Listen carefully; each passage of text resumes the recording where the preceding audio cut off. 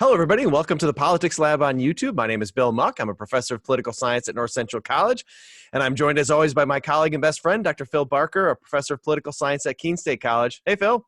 Hey, Bill. How's it going? It's going well. Interesting contrast and development. So for our quick topic today, we're going to talk about the difference and approach and effectiveness of the Trump administration as it leaves the White House and the Biden administration as it enters the White House. Quite the contrast, Phil.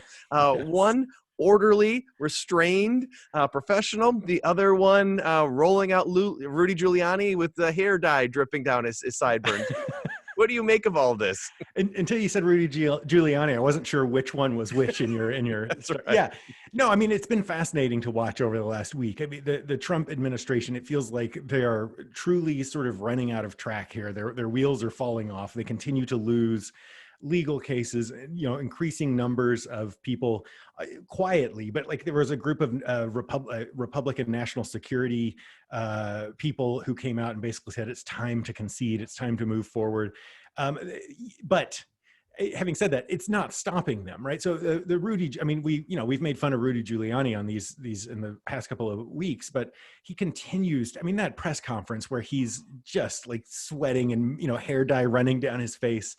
I'm not a lawyer, but we were talking before we came on, and people who are in law are basically saying that the arguments that they're making are just insane. Like, it's hard to wrap your head around how bad the legal arguments they're making are. Well, they've lost like 31 out of 32 or something like that.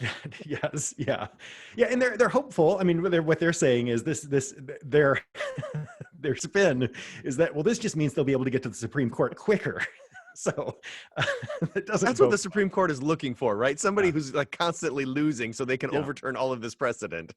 The part that in the last week that has been troubling to me is Trump actually acting on some of the threats that he has made or that conservative media has made about trying to get states to either not certify the election or to try to certify a Trump panel of electors, even when Biden won the state. And again, as with so many things in this process, I'm encouraged in that it's not working and it's not going to work. The states show no sign of doing that. It would be legally difficult and problematic to do that.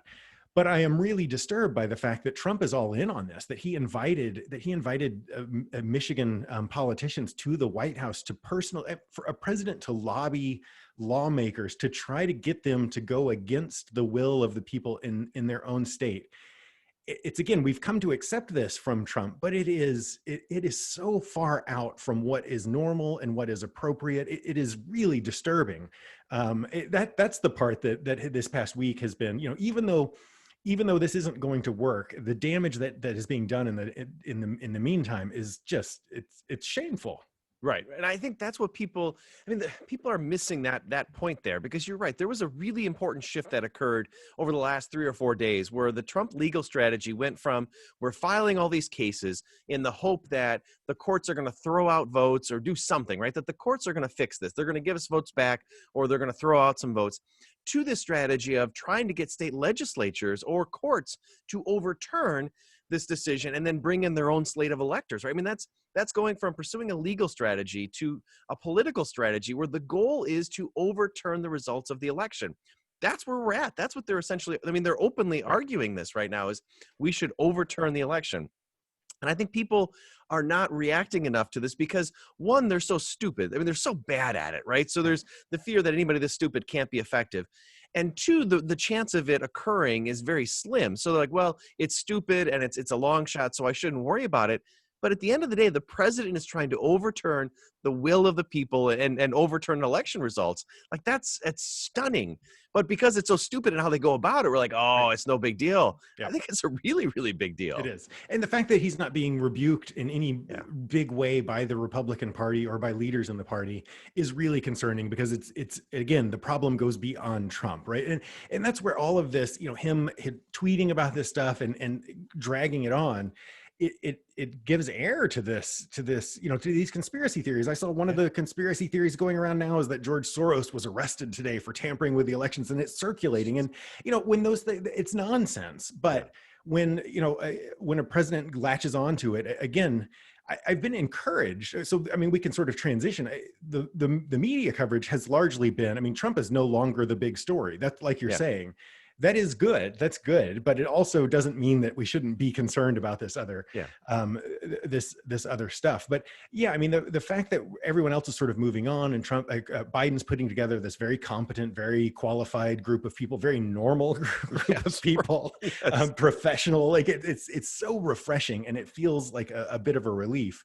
But where I think it's dangerous to not pay attention to the fact that by dragging this out, so he's not going to be, we've talked about this in previous weeks, he's not going to be successful in this short term, but I think he's going to be successful at keeping a grip on that, on the Republican, on at least a big part of the base and some of the storyline. And so what happens in 4 years, if you have in some way normalized or made this argument that elections aren't really free and fair and transparent, I worry about the damage that's done, long term. You're right that this now becomes appropriate. And you've seen other candidates around the country do this as well. Well, I want to recount, I think it was unfair. It now is a normal practice to question voting machines and suggest that Hugo Chavez was writing the software and all this stuff. I mean, Right. it is so, if this was Trump is not even a hard test for democracy. This should be something where we Right. instantly reject all this foolishness, but it's working. And I think, and it's not going to ultimately be effective, but you're right that it's even getting any traction.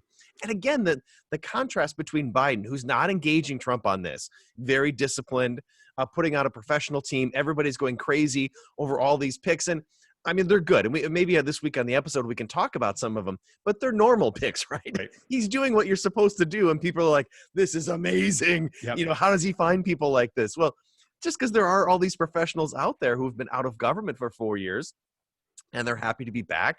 A lot of them, I think, could be selected by Democrat or Republican presidents. I mean, they're just qualified people.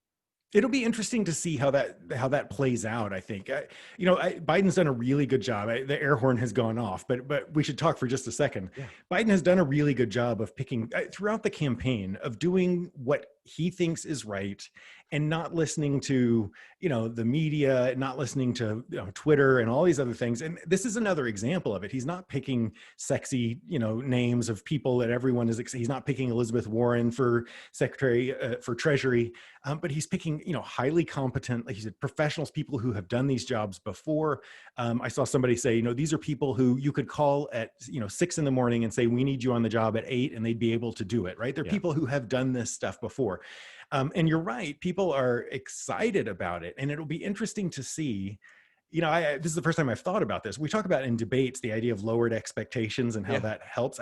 I wonder how much this new normal of Trump, like something as simple as like naming competent individuals to the jobs, have people like fired up. And it makes me wonder, I wonder how much Biden, we talk about the conservatives, conservatives who are never going to accept him. But I wonder if just being acceptable, just being normal is going to, people are going to view him as, fantastic. Who knows? It'll be interesting to see how those expectations play out. No, I think that's absolutely right, because I agree. When you look at the nominees, they're exciting, but I think largely because we've had people that are so unqualified in a lot of them. I mean, especially in national security, Republican national security experts wanted nothing. I mean, that's how you get a John Bolton. John Bolton was seen as the best expert you could get. There are a lot of better people than that. So yeah. And the other interesting thing, and again, we should wrap up, is that he's diversity, right? So he's going to have your first female Secretary of Defense, Director of National Intelligence. There's diversity in these posts, so you're getting quality people that reflect the country as a whole, and I think that's really exciting. An immigrant in Homeland Security, I think, first woman as a Treasury, as Secretary of Treasury. Yeah, there's lots to talk about in that. An African American woman as the Secretary of the UN Secretary. It's going to be great. So maybe we'll continue that conversation on Wednesday. So tune into the podcast. See you Wednesday, Bill or Phil. I'm Bill. You're Phil. And it's basically interchangeable. See you later, Phil. Bye-bye.